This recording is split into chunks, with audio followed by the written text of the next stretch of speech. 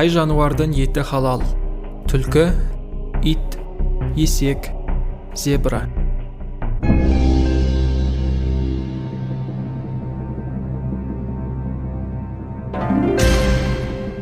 Құран кәрімде қанша сүре бар?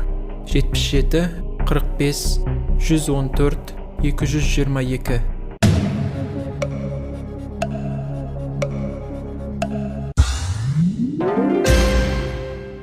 Хиджаб сөзінің мағынасы: қалқан, орамал, әйелдердің бас киімі, ар-ұят.